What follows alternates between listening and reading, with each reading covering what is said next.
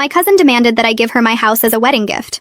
My cousin Rachel announced her engagement to Brian at Thanksgiving dinner, and immediately turned to me saying she knew what my wedding gift would be.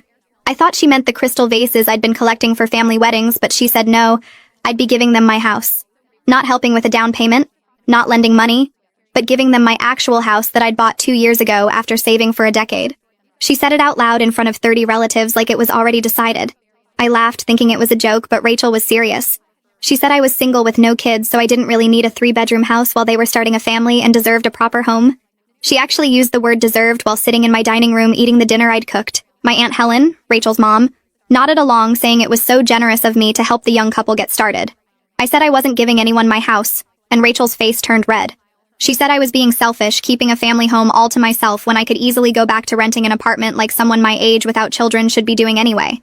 She actually said those words to me, a 31-year-old homeowner, while she was 26 and living in Brian's mom's basement. The whole family went quiet, but nobody defended me. My Uncle Tom said sharing was important in families.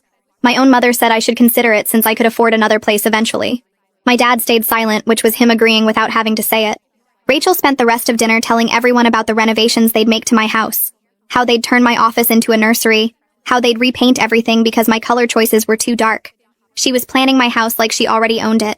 After dinner, Rachel pulled me aside and said she'd already told Brian's family that I was giving them a house as a wedding gift, so I couldn't back out now without making her look like a liar. She said his parents were so impressed that her family was generous enough to provide housing. She'd apparently been bragging for weeks about her rich cousin who owned property, and was going to set them up for life. She said if I didn't follow through, Brian's family would think she came from trash who made false promises. I said that was her problem for lying, and she actually started crying, saying I was ruining her wedding before it even happened. For weeks after that, Rachel kept acting like the house was already hers. She'd bring Brian over without asking to measure rooms and plan furniture placement.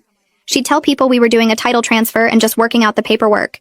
She had mail sent to my address claiming she was updating her information early. She even told the neighbors she'd be moving in after the wedding and asked them about the neighborhood association rules. Brian's family started contacting me about the house too. His mother called thanking me for my generosity and asking about property taxes.